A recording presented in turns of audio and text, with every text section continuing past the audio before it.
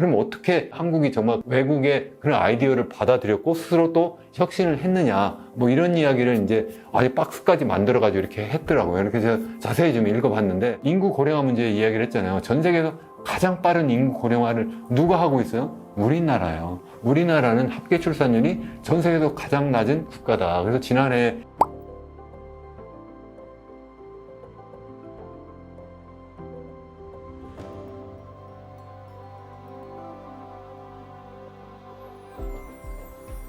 네, 안녕하세요. 이현우 교수의 경제포럼, 오늘도 함께 해주셔서 감사합니다. 제가 여러분들과 그 한국 경제 그리고 전 세계 경제를 여러 가지 주제를 가지고 그동안 말씀을 나누고 있는데, 대체로 저는 뭐 현재 상황을 무조건 긍정적으로 여러분들께 말씀드리는 것보다는 균형적인 시각에서 말씀을 드리려고 굉장히 노력을 좀 해봐요. 그리고 특히 그것을 우리나라 입장뿐만 아니라 전 세계적인 입장에서도 생각해보고, 또 단기적인 생각보다 좀 장기적인 생각도 좀 해보고, 이렇게 다양한 각도에서 이제 여러분들과 의견을 나눠보려고 이렇게 하고 있는데요. 그런데도 불구하고 저는 우리나라 경제가 굉장히 어려운 상황이라고 계속 말씀을 드려온 것이 사실입니다. 그것은 어쩌면 여러분들이 보실 때는 이현우 교수는 좀 더 부정적인 그러한 시각을 갖고 있다, 이렇게 생각하실 수도 있겠는데, 저는 나름대로 굉장히 두 눈으로 단기뿐만 아니라 또 장기까지 이렇게 다양한 그런 시각에서 여러분들과 제 의견을 나눈다, 이렇게 생각을 했는데, 아무튼 뭐 제가 생각할 때는 어쨌든 우리나라 굉장히 어려운 상황이라고 그렇게 생각을 합니다. 그런 가운데서도 외부에서 볼 때는 우리나라를 굉장히 긍정적이고 그리고 굉장히 모범적인 사례로 보는 경우가 굉장히 많은 것 같습니다. 특히 최근에 여러분 뭐 보도를 통해서 뭐 보셨는지 모르겠지만, 세계은행 월드뱅크에서 월드 디벨롭먼트 리포트 2024, 그러니까 2024년에 세계 개발 보고서라고 하는 그런 연례 보고서에 아주 대표적으로 이제 월드뱅크 세계은행에서 발표하는 그러한 그 보고서인데요. 거기에서 보면 올해 제목이 The Middle Income Trap, 그러니까 중진국 함정이라고 하는 그런 주제인데요. 이 그 보고서에서 전 세계적으로 보면 그 소위 후진국에서 중진국까지는 그래도 많은 나라들이 성장을 하지만, 그 중진국에서 선진국으로 이렇게 올라가지 못하더라. 그것을 이제 중진국 함정이다, 이렇게 이야기를 하는데, 그 중진국 함정에서 선진국으로 그래도 아주 성공적으로 이렇게 도약한 나라는 몇 개 없는데 대표적으로 한국이다, 뭐 이런 식으로 굉장히 칭찬을 많이 해놓은 그런 보고서예요. 그래서 그것을 여러분들께 간단히 소개해드리고 또 저의 의견도 말씀드리려고 합니다. 그래서 여기 보시면 조선일보에서 마침 그 세계은행 이 보고서를 보도한 그러한 내용이에요. 그래서 한국이 중진국 함정에서 벗어난 성장 슈퍼스타다, 그렇게 이제 성장의 슈퍼스타다, 그렇게 보고서에도 나와 있어요. 여기 보시면 그 전 세계적으로 보면 우리가 보통 13,846달러 정도 되면 우리가 고소득 국가, 하이인컴 컨트리 해가지고 HIC라고 이제 그 월드뱅크 세계은행에서 이렇게 분류하고 있고요. 그 정도만 되면 이제 선진국이다, 이렇게 보는데, 우리나라는 지난해 한 32,000달러가 넘었잖아요. 그러니까 4만 달러까지 넘으면 굉장히 이제 선진국 중에 선진국이다, 이렇게 보는 건데, 보통 이제 중진국은 보통 이제 1,136달러 이상이면 중진국인데, 거기서도 두 개로 나눠요. 그래서 하위 중소득국, 그래서 어퍼 미들 인컴 컨트리는 4,436달러고요. 그리고 이제 로어 미들 인컴 컨트리 하면 1,136달러부터 이제 4,436달러 그 사이에 있는 그런 국가들인데, 이 이제 두 개 그룹을 합하면 우리가 이제 미들 인컴 컨트리 그룹이다, 그러니까 중진국 국가다, 이렇게 이야기를 해요. 그래서 주로 요 중진국 국가들까지는 가지만, 그 다음에 이제 13,846달러라고 하는 이 허들을 넘지 못한다, 그렇게 이야기를 하는데, 한국은 뛰어넘고 그것도 이제 훨씬 더 높은 수준까지 갔다, 이제 그런 이야기입니다. 여기에서 보시면 이제 좀 전에 말씀드린 것처럼 이제 선진국이 있고, 그리고 이제 상위 중진국, 하위 중진국이 있고, 그리고 이제 로우 인컴 컨트리가 이렇게 있어요. 전 세계적으로 보면. 그래서 여기 또 세계 인구 비중도 나와 있고, 세계 GDP 비중도 있고, 뭐 이렇게 있잖아요. 그리고 GDP 비중으로 보면 뭐 하위 인컴이 뭐 거의 60.8% 정도, 굉장히 많은 비중을 차지하고, 그리고 이제 중진국은 이제 하위 중진국, 상위 중진국 두 개 다 합하면 한 38.6% 정도 이렇게 되는 거고, 저소득 국가는 이게 0.6% 정도밖에 되지 않는 거죠. 인구로 보면 뭐 중진국이 이제 굉장히 많은 거죠. 이제 하위 상위 두 개 다 합하면 이게 한 75.4% 정도 되고, 소위 선진국은 15.7% 정도밖에 되지 않습니다. 그래서 15.7% 정도의 인구가 전 세계 GDP 60.8% 차지하니까 굉장히 전 세계적으로 보면 선진국적으로 경제가 굉장히 많이 치우쳐져 있다 하는 것을 우리가 알 수 있는 거죠. 이거 뭐 전 세계 지도를, 보면 여기 이제 좀 전에 말씀드린 하이인컴, 그러니까 선진국은 주로 아주 짙은 녹색으로 이렇게 표시된 나라들이에요. 그래서 우리나라도 이건 짙은 녹색으로 표시됐는데, 우리나라, 일본, 뭐 호주, 그리고 뉴질랜드, 그리고 주로 유럽 국가들, 그리고 이제 북미 지역에 있는 국가들이고요. 가장 가난한 나라는 이 보라색으로 되어 있는 아프리카 국가들이고, 그리고 로어 미들 인컴은 약간 옅은 보라색으로 되어 있는 그 나라들도 대부분 이 아프리카, 그리고 이쪽 서남아시아에 있는 그러한 국가들인 것을 볼 수 있고요. 그리고 이제 상위 미들 인컴, 그러니까 어퍼 미들 인컴은 중국이라든가 아니면 구소련, 현재 러시아 포함한 이러한 나라들이 많이 포함되어 있고, 동남아시아 일부 국가들 이렇게 포함되어 있는 것을 우리가 알 수가 있습니다. 자, 그러면 여기 그 다음 이제 보고서 내용을 한번 보실까요? 여기 보시면 지난 30년 동안 정말 소수의 국가만 중진국에 선진국으로 갔는데, 여기 보시면 아래 부분이 뭐냐면 GNI per capita, 그러니까 1인당 총소득이 얼마냐, 그러니까 GDP하고 비슷하지만 GDP보다는 더 개인의 소득을 중심으로 만든 거예요. 예전에 GNP하고 굉장히 비슷한 개념이긴 한데, GDP는 뭐 우리나라에서 생산한 것은 다 그냥 포함되는 개념이라면, GNI는 해외에서 벌어들인 소득까지 포함하는 그러한 개념이다, 이렇게 생각하시면 될 것 같은데, 이걸 1인당으로 볼 때 90년대에 우리나라 같은 경우에 90년도에 한 6,700달러 정도 됐는데, 이게 지금 현재 수준 얼마까지였냐, 2022년 보니까 이게 35,000달러까지 갔더라. 이거 GNI입니다. GDP가 아니라 그 정도 되더라. 근데 그게 된 나라들이 그렇게 많지 않더라. 우리나라 대표적으로 굉장히 높은 수준까지 현재 가 있다는 것을 여기 이제 보여주는 그러한 그림인 거고요. 그 다음에 또 재밌는 것은 이 중진국의 경우에 보면 성장을 하는데, 굉장히 빠른 성장하면 이거 한 5.5% 정도 이상 이렇게 성장을 하는 나라들을 이제 보면, 우리나라 같은 경우에는 무려 여기 보시면 55년 동안 5% 이상, 5.5% 이상의 그런 매년 연간 성장을 했다는 거예요. 우리나라, 저도 이거 정말 그런 거 다시 한번 따져봤어요. 따져보니까 정말 60년대 대부분 그랬고요. 70년대, 80년대, 90년대, 그리고 2000년대, 그리고 2000년대 중반까지 굉장히 그렇게 빨리 했어요. 그래서, 그 다음에부터 이제 2010년대 중반부터 시작해가지고 계속 미끄럼 타가지고 이제 큰일이다. 제가 이제 그렇게 말씀드렸는데, 여기 보시면 이게 지금 미끄럼 타고 있잖아요. 이렇게 계속 미끄럼 타고 있는데, 이제 이게 최근에 와가지고 이게 지금 2% 수준까지 다시 내려왔어요. 이제 그건 여기 보여주지 않고 있고, 어쨌든 굉장히 오랫동안 이제 빠른 성장을 했다는 거고, 중국도 여기 보시면 이게 지금 현재는 지금 한 19년 정도, 한 20년 정도 지금 굉장히 고도 성장을 했는데, 최근에 가지고 이제 5% 밑으로 떨어지고 있는 거 아니냐, 이렇게 지금 보고 있잖아요. 그래서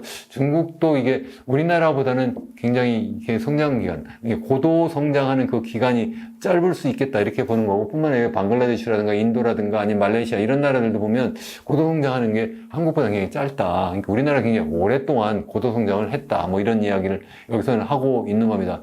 그래서 결국은 보면 자기들이 이렇게 조사를 해보니까 한국, 폴란드, 칠레만이 그동안 여러 가지 경제 위기도 많이 있었잖아요. 그럼 많이 있었는데 그걸 다 극복하고 선진국이 되는데, 그 중에서 아주 아웃스탠딩, 아주 정말 잘한 나라는 보니까 한국이더라. 그러니까 한국이 정말 모범적인, 정말 성장 슈퍼스타다, 이렇게 이야기를 하는 거예요. 실제 또 노동 생산성도 보니까 지난 40년 동안, 그러니까 1980년부터 시작해서 2020년까지 미국의 노동 생산성하고 비교했더니, 이게 80년대에는 보면 20% 남짓었는데, 미국의 노동 생산성에 비해서 20% 수준밖에 되지 않았는데, 이게 거의 65% 수준까지 막 따라잡았다. 굉장히 빠르게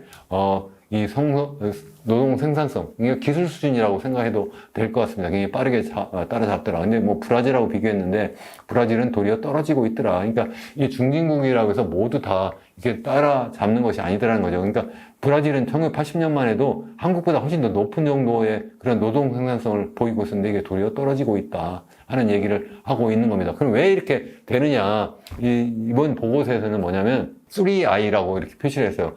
세 개의 I로 시작. 첫 번째는 investment, 두 번째 infusion, 세 번째 이노베이션 뭐 이런 식으로 표현을 했는데요. 뭐 별게 아니에요. 그러니까 처음에는 이 저소득 국가일 때는 주로 투자만 열심히 잘해서 새로운 설비 많이 갖다가 그래가지고 좋은 노동력 가지고 생산해서 수출하고 이렇게 하면 된다. 근데 나중에는 이게 이제 저소득 국가일 때, 그러니까 소위 얘기하는 후진국일 때는 그게 가능했는데 하위 중진국 정도 되면 이제 외국에서 기술을 적극적으로 도입을 해야 된다. 그걸 갖다 인퓨션이라고 표시를 했어요. 인퓨션 한다는 게 들어온다 이런 뜻이잖아요. 그래서 그렇게 해야 되는 것이 필요하고, 그리고 이제 다시 이제 상위 중진국에서 다시 이제 그 중진국 함정을 넘어서 이제 선진국이 되기 위해서는 이제 스스로의 이노베이션, 남의 것만 뺏기는 것이 아니라 스스로 이노베이션, 혁신을 해야 된다. 그래서 그 얘기를 한 거예요. 뭐 별거 아닙니다. 그러니까 우리나라 해왔던 거예요. 그러니까 우리나라는 너무 당연한데 전 세계적으로 보면 당연하지 않을 수도 있긴 해요. 그러니까 처음에는 어쩔 수 없이 이제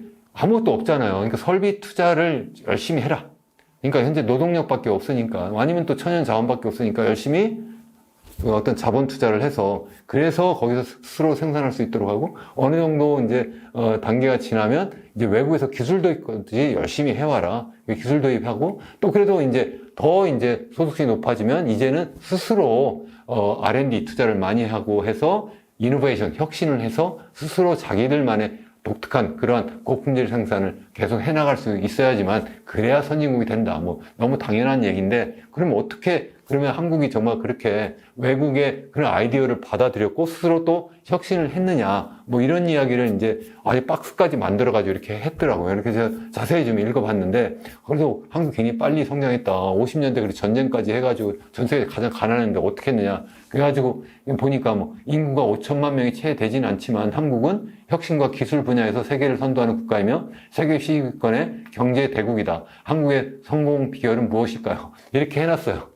근데 여기 재밌는 거는 인구가 5천만 명이 채 되지 않지만 이렇게 써놨어요. 그래서 사실 우리나라 인구가 5,100만 명이 지금 넘잖아요. 그러니까 이거 보고서를 쓰면서 어떻게 이런 것도 틀렸지 하는 생각은 좀 들었어요. 그러니까 사실 이런 거 틀리면 안 되거든요. 그러니까 제 말씀은 이 보고서, 세계은행에서 한 보고서인데 100% 맞지 못하겠다는 어떤 그런 생각이 들 정도로, 이 통계 숫자를 틀릴 수는 없는데, 그래도 전반적인 내용은 굉장히 잘 만들었다 이 생각을 합니다. 여기 보시면 크게 세 가지를 이야기했어요. 첫 번째는 뭐냐면 우리나라가 수출 촉진을 통해서 국내 기업들이 외국과의 그 경쟁에 노출시켰다. 그러니까 제가 여러 번 말씀드렸잖아요. 우리나라가 그동안 경제 성장 빨리 한 정말 중요한 첫 번째 이유가 뭐예요? 수출 주도형 산업화 전략을 했다. 그러니까 사실은 중남미 국가들은 대부분 뭐냐면 수입 대체형 그러한 어떤 성장 전략을 했거든요. 자기들이 스스로 먹고 살 거는 다 스스로 만들겠다. 이렇게 해보니까 기업들이 외국과의 경쟁도 하지 않고, 그러다 보니까 비효율적이고 더 이상 커지지 않는 거예요. 근데 우리나라는 처음부터 수출 주도형으로 해가지고 무조건 만들어가지고 해외 물건 팔아. 그러니까 외국과의 기업과 경쟁하려면 더 좋은 물건 만들고, 또 외국에 물건 파니까 거기서 벌어들인 또 소득 가지고 그거 달러 가지고 뭐 했어요? 다시 또 외국에서 설비 투자 들여오고 기술 들여오고, 그래야 더 많이 생산하고 또 그래 해외 팔고, 이런 걸 했다고 말씀드렸잖아요. 이런 선순환이 계속 됐는데 그런 것을 잘해서 그렇다 하는 얘기를 써놨고요. 두 번째는 정부가 R&D, 그러니까 연구 개발과 그리고 수출에 투자하는 기업들을 적극적으로 보상했다. 이게 바로 좀 전에 말씀드린 것처럼 이 수출 주도형 산업화 전략을 하기 위해서 정부가 적극적으로 그런 산업 정책을 했다는 거예요. 소위 얘기하는 그 수출 기업들, 그러한 기업들이 적극적으로 수출하고 그리고 연구 개발할 수 있도록 여러 가지 인센티브 주는 그런 정책을 썼거든요. 그걸 너무 잘했다. 그게 사실은 그거에 대해서 많은 어쩌면 선진국의 어떤 제재가 있을 수도 있는데, 사실은 우리나라의 경우에는 이제 개도국 수준의 경우에는, 개도국의 경우에는 이 가트부터 시작해서 WTO로 계속 변화하면서도 이 개도국에 대해서는 그런 어떤 유치 산업을 육성하기 위한 그런 산업 정책은 인정해주는 그러한 규정이 있거든요. 그래서 그걸 이용해서 굉장히 적극적으로 사실은 그런 어떤 수출 주도형 그런 산업화 전략을 할 수 있었다 하는 거고요. 세 번째는 약간 저는 동의하기 좀 어렵긴 한데, 97년 외환위기를 겪고 나서 한국이 대기업, 중견기업, 중소기업 간의 관계를 더 잘 규제했다. 뭐 이렇게 이야기를 하는데 우리나라는 아직도 굉장히 대기업, 그것도 이제 재벌 위주의 그런 어떤 경제 성장을 해온 것이 굉장히 문제고, 그래서 최근에 어떤 스타트업, 새로운 기업들이 계속 시장에 올라와가지고 그래서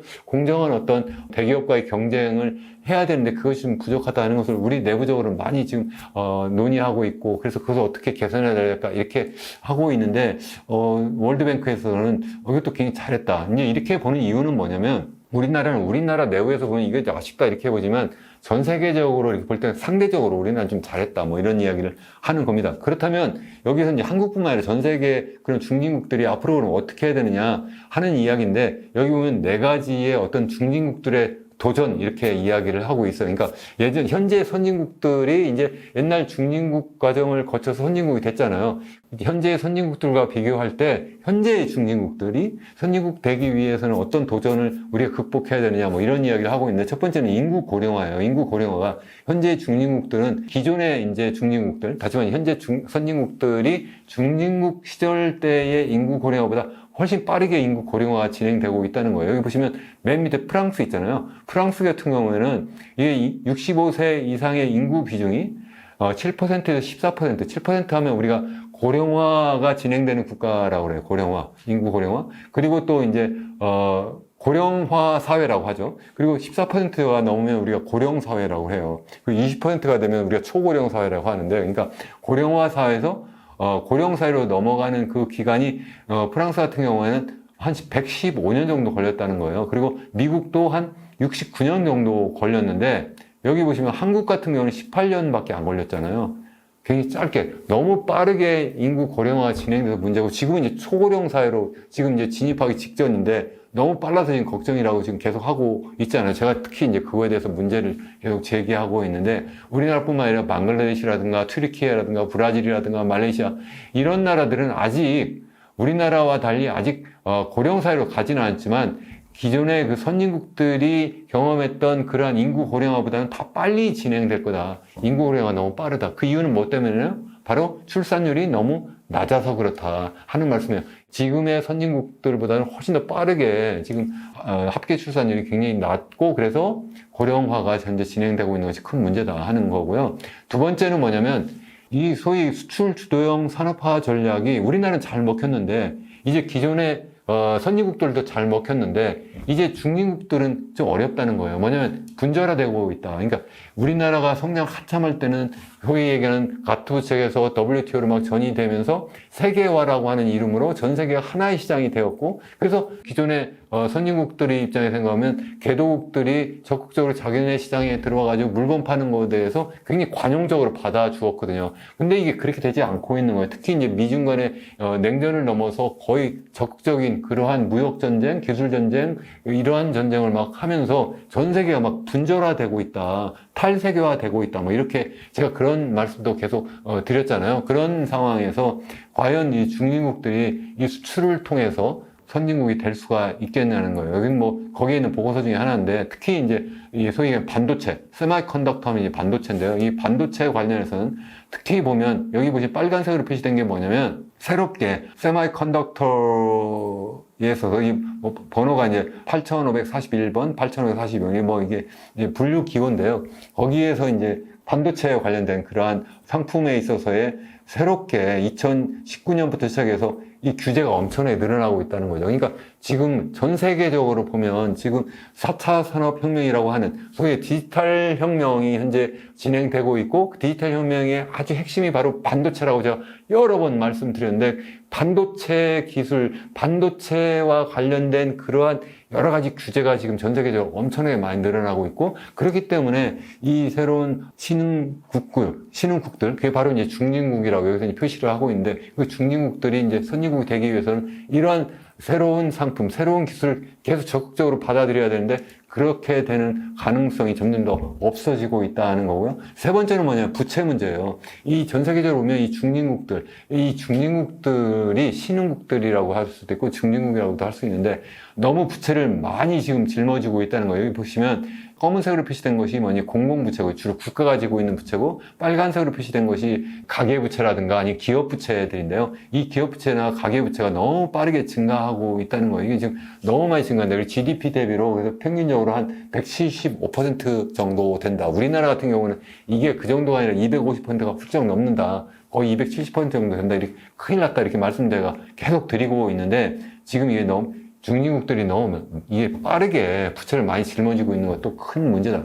월드뱅크, 세계은행에서 하고 있는 얘기입니다. 뿐만 아니라 이제 기후위기 이야기도 하고 있어요. 전 세계적으로 보면 기후위기 때문에 전 세계가 같이 어쩔 수 없이 이제 에너지 전환하고 산업 전환을 해야 되는데 보면 선진국보다 이 중진국들이 훨씬 더 에너지 집약도가 훨씬 높더라. 그러니까 경제 성장을 하기 위해서 GDP 하나를 소위 1달러어치를 만들기 위해서 들어가는 에너지가 훨씬 더 많이 들어가고 있고 또 그 에너지도 보니까 탄소를 더 많이 배출하는 그러한 에너지더라. 그러니까 결국은 이 중진국들이 선진국보다 훨씬 더 에너지 전환하고 산업 전환하는데 훨씬 더 힘들 거다. 뭐 이런 이야기를 합니다. 이거 결국 무슨 얘기예요? 결국은 지금 중진국 이야기를 하고 있는데 지금 여기에서 한국은 굉장히 모범적 사례라고 하는데 우리가 앞으로 이제 선진국 정말 현재 선진국이라고 하는데 정말 진정한 선진국이 되고 우리나라 정말 부강한 나라가 되고 정말 행복한 나라가 되기 위해서는 정말 여기에서 나온 이 네 가지 문제에 대해서 정말 우리나라는 우리나라대로 앞으로 여기에서 이것을 다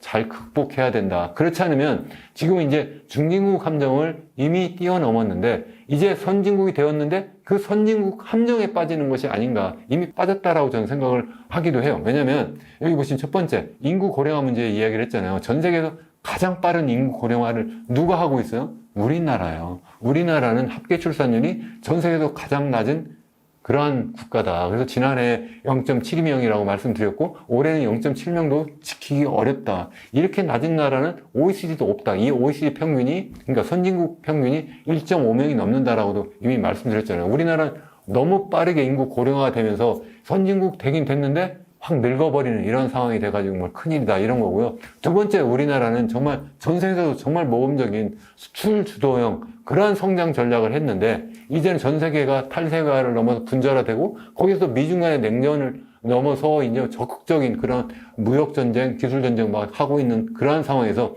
과연 우리나라가 어떻게 계속해서 수출 주도형 성장을 할 수 있겠느냐 이런 거고요. 또 세 번째는 좀 전에 그 중진국들이 굉장히 이런 부채가 많아서 걱정이라고 했는데 우리나라는 전 세계에서 또 가장 부채 규모가 많을 뿐만 아니라 GDP 대비로 뿐만 아니라 가장 빠르게 그 부채가 또 커지고 있어요. 그러니 정말 큰일이다. 이런 문제를 제가 계속해서 말씀드리고 있잖아요. 또 마지막으로 네 번째로 기후위기 문제도 우리나라는 사실은 선진국 포함 중진국 전 세계에서 가장 사실은 에너지 집약도가 높은 나라고 또 뿐만 아니라 탄소 집약도가 굉장히 높은 나라예요. 다시 말씀드리면 우리나라가 경제 성장을 빨리 하고 소득수준이 정말 높였는데 사실 그 속에서 보면 선진국 중에서도 그렇고 중진국 중에서도 그렇고 우리나라는 대표적으로 이 에너지 집약도가 높은 나라예요. 다시 말씀드리면 굉장히 에너지를 많이 쓰는 나라다. 특히 또 그것도 탄소를 많이 배출하는 소위 얘기하는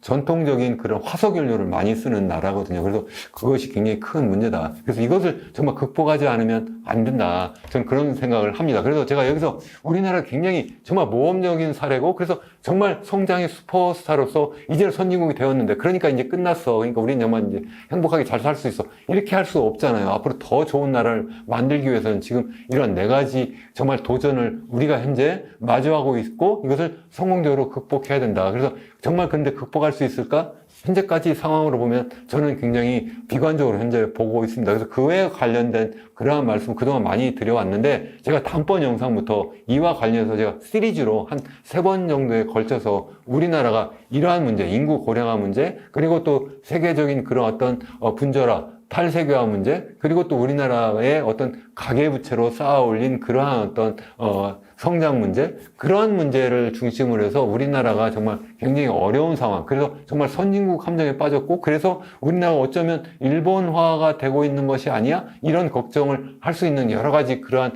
이유를 말씀을 드리려고 합니다. 그런 다음에 제가 또 해결 방안도 말씀을 드리려고 해요. 그래서 그런 시리즈로 여러분들께 의견을 말씀드리려고 합니다. 여러분 끝까지 시청해 주셔서 정말 감사하고요. 기왕이면 여러분께 도움이 되었으면 좋겠다고 생각을 하고요. 도움이 되셨으면 기왕이면 구독과 좋아요도 눌러주시면 더더욱 감사하겠습니다. 끝까지 시청해주셔서 감사합니다.